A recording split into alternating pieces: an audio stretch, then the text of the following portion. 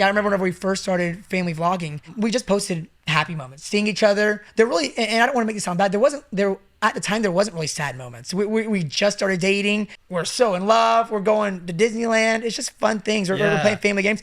It's fun things. And we got a lot of nice comments. And then I remember the first hate comments that we got was, oh, you guys think you're so perfect. You guys never post anything negative. You never post anything real. You guys only post the happy stuff. You're so fake, yada, yada. And I'm like, so fake that you guys probably don't even like each other. Yeah. And I remember thinking like, oh, shoot, maybe we should post like some bad things. Not to get attention, not to exploit, but it's like to show that we're real. So we kind of like waited and I forget what it was. But then like, you start posting some real life things. And then it's like, and then you get in trouble for it. How can you exploit the bad situation? So it's just like, and so you realize that there's no winning these people over. No. There's no justifying. They don't care about your answer really. Yeah. So that's why you only care That's kind of what I was trying about to say. the opinions of the ones who know you and love you. It's so hard to keep that balance because we've had the same thing. Like we used to make like super, super positive content. People are like, oh, like this is, there's no such thing as a perfect couple. We're like, we're not perfect at all, dude. But it's like also not appropriate for us to share this stuff. But we don't want to put out like just depressing content, you know? Like if we show all the sad stuff, then it's like, this isn't fun. Imagine we recorded a fight and posted that. Oh my gosh.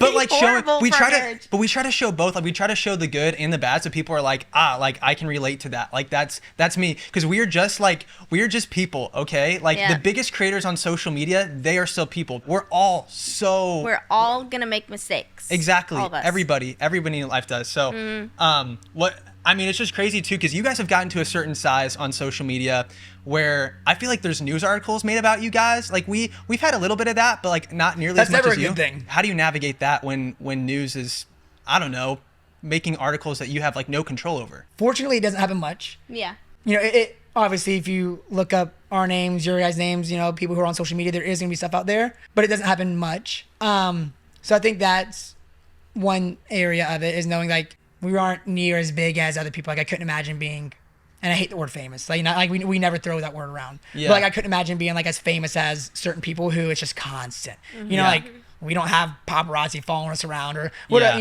We live extremely normal lives. So I think that's a big thing. And also knowing that it's very seasonal. So like whenever, good or bad, you can have like a seasonal period of like a lot of encouragement and blessing, and then if a bad thing happens, it can be a very seasonal short period of hate, and it's gonna go away, because the people who love hate and the people who love drama and all that stuff, they're like fireflies, and they're gonna go from one thing to the next. They're never gonna stay focused on this, because eventually we're a very normal family and we're just gonna have very boring, normal, not dramatic moments, and they just want to go to what the next dramatic moment is.